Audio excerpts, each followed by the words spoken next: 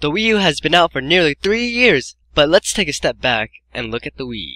The Nintendo Wii had a bunch of stellar games in its life cycle, however there are a bunch of underrated games that deserve your attention. So if you own a Wii or a Wii U, take note of these 10 underrated games. Number 10 is Fragile Dreams.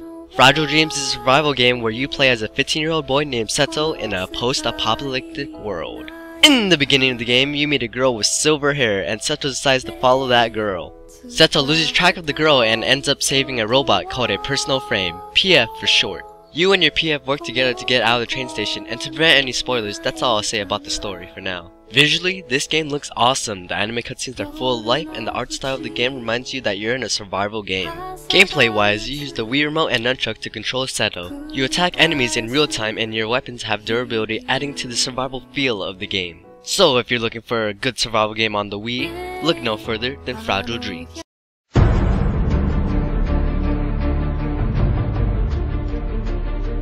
Shooting its way to number 9, we have Conduit 2. There was much hype about Conduit 1 and 2 being an exclusive Wii shooter, but it turned out to be a generic shooter. However, I still enjoyed the 7 to 8 hour campaign. What you will fall in love with is the game's online/local multiplayer. The most popular game mode is called Big Team Grab Bag. In this game mode, you have to capture certain points and gun down your enemies. The studio that made this game, High Voltage, constantly updated the online servers for 2 years, and I really appreciated that from the developers. So give this exclusive Wii shooter a go.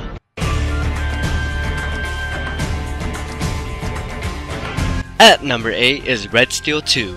Red Steel 2 has the art style that you would get if you mixed the Old West with Japanese samurais. You play as a nameless hero who has a badass katana and a deadly pistol. Aiming your Wii remote at the screen to shoot down baddies and slicing them with the swing of the Wii remote feels amazing with the new Wii Motion Plus. The campaign of the game is about 12 hours long, so there's plenty of gunning down enemies and slicing down your foes to enjoy. I recommend this game to anyone who's in the mood for some good hack and slashing with some pistol action.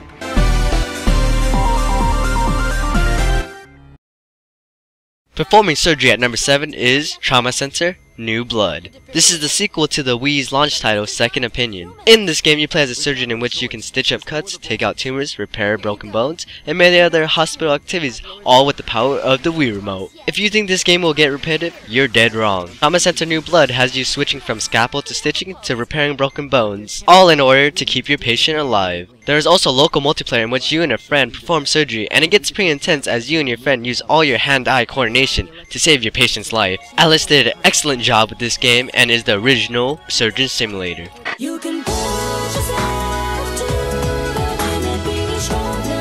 The Nintendo Wii desperately needed a 2D arcade style fighting game. Then came Capcom. Capcom teamed up with the anime company Tatsunoko, and then came Tatsunoko vs. Capcom. People outside Japan had no idea who Tatsunoko were, myself included. Turns out they're an anime company, and man oh man do they have a lot of unique characters. You got Yada Man, who uses a kendama as a weapon, and there's Kasher, who uses electricity and his robot dog companion. On Capcom side, oh my god, Capcom side, we got Mega Man, Roll, Frank West, and your classic Street Fighter characters. Of course, there's many more characters, but I'm just listing the one that I like. All the characters are fun to play as, performing combos that do insane amount of damage. If you like Marvel vs. Capcom, and fighting games in general, be sure to pick up this game for your Wii. Chainsawing its way to number 5 is none other than Mad World. This game was made by our favorite developers, Platinum Games, who has brought us Bayonetta 2 and the wonderful 101 on the Wii U.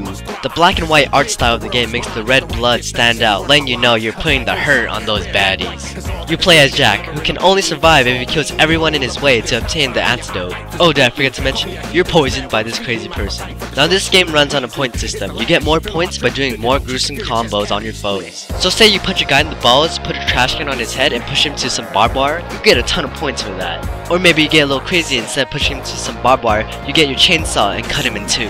The hip hop and rap music in the game surprisingly complements your gruesome combos you are performing, and the songs are quite catchy.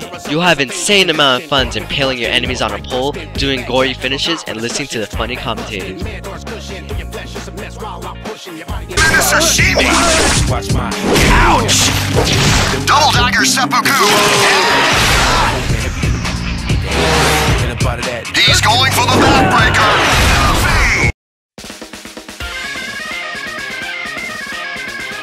Released near the end of the original Wii's life cycle is The Last Story at number 4.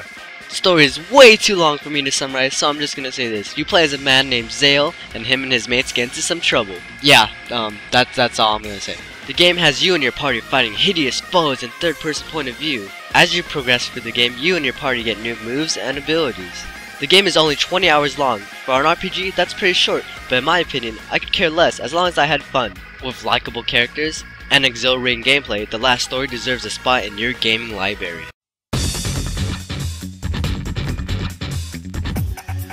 Running and gunning its way to number 3 is Sin and Punishment Star Successor. The plot is minor, all you need to know is that you have to save some girl from some evil dudes, blah blah blah blah blah. What this game is big on is its gameplay. Now, this game looks like an on-rail shooter, however, that's not the case. You can move your character freely to dodge enemy attacks. This game is pretty difficult. You have to dodge incoming attacks while taking down your foes. I've died several times while playing this game and it's made me rage so much, but I still had fun. So I only recommend this game for hardcore fans of shooters.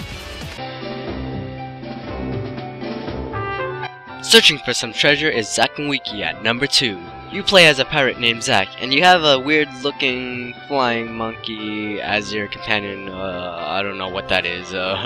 This game is a point and click adventure game, which is why the game didn't get much attention. The puzzles are clever, and you get a sense of accomplishment that makes you feel like you're a genius. That being said, this game is pretty difficult, so prepare to scratch your head a couple times. The dialogue of the game is pretty funny, and it made me chuckle a couple times. If you like the Professor Layton series, or like puzzles in general, I suggest you give this game a try. Now, ladies and gentlemen of the jury, it's the moment you've been all waiting for. What is my number 1 underrated game on the Nintendo Wii?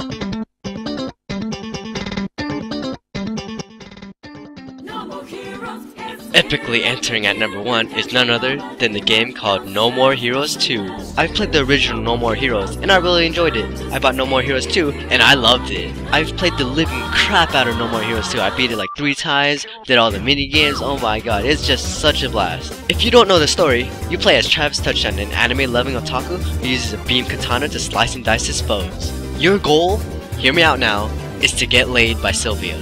And to do that, you need to become the number 1 ranked assassin, and to get revenge on the bastards who killed your friend Bishop. And that's basically all you need to know about the story. Repeatedly press A to slice and dice through foes, and when the opportunity comes, you can do a wrestling move on a stunned enemy. Furthermore, when your foe is begging for mercy, there's cool finishes that you can do. Some finishes just cut your enemy in half, others turn you into a tiger where you munch on them. Nom nom nom nom. When you're not slicing and dicing enemies, you can buy new katanas, new clothes, you can weightlift to get stronger, you can read wrestling magazines to learn new moves, and you can help your fat cat get fit. What's fun about No More Heroes 2 is that it doesn't take itself seriously and it's a blast to play, so I recommend that everybody who owns a Wii or Wii U play this game now. So that brings us to the end of my top 10 underrated Wii games. Don't forget to like this video, subscribe to my channel, and to comment down below your favorite underrated Wii games. As always, this is Ace, and I'm signing out.